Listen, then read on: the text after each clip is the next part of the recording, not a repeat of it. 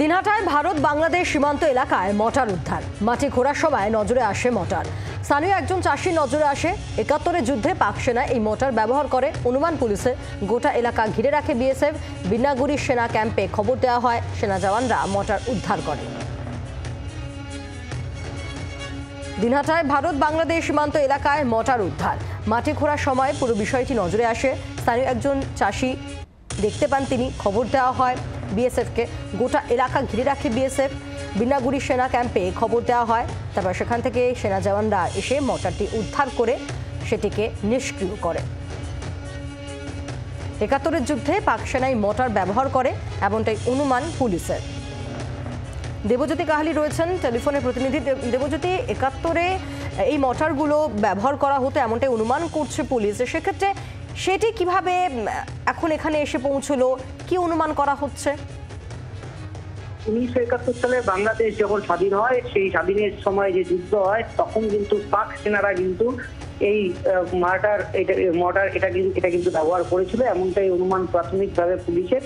এবং পুলিশ যেটা বলছেন যে সেই সময়কার এই যুদ্ধের পরে এটা মাটির নিচে ছিল এবং গতকাল বিকেল বেলায় যখন এক কৃষক ওই ভারত বাংলাদেশ সীমান্ত অর্থাৎ দিনহাটার সিকরি গ্রামে যখন গ্রামের এলাকায় যখন তিনি ধানের বীজ বুনতে যান, সেই সময় মাটি খুঁড়ছিলেন, সেই সময় তার হাতে আছে এই মর্টার।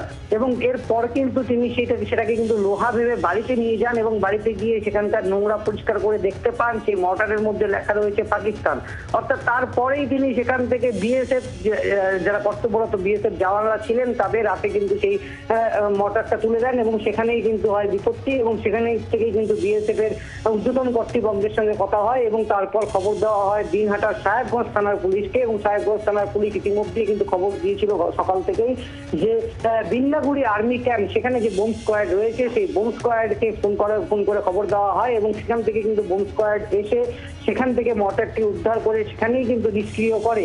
তবে এই ১৯৭১ সালের যে এই যুদ্ধ, তারপরের থেকেই কিন্তু এই মর্টারটি ওখানেই ছিল বলে প্রাথমিক অনুমান পুলিশের। তবে সব মিলিয়ে বিএসএফ কিন্তু সকাল থেকেই ওই এলাকা ঘিরে রেখেছিল। তবে অবশেষে কিন্তু মর্টারটি ডিসপোজ করে বিন্নাগুড়ি আর্মি ক্যাম্পের বোম স্কোয়াড। তবে সব মিলিয়ে এই ঘটনাকে কেন্দ্র করে এলাকায় চাঞ্চল্য ছড়িয়েছিল। ধন্যবাদ। দেবজ্যোতি কাহালি ছিলেন টেলিফোনের প্রতিনিধি। অর্থাৎ সেনা জওয়ানরা এটিকে উদ্ধার করে নিয়ে যায় এবং তারপর সেটিকে নিষ্ক্রিয় করা হয়। সেই নিষ্ক্রিয় করার মুহূর্তের ছবি রাখবো আপনাদের সামনে।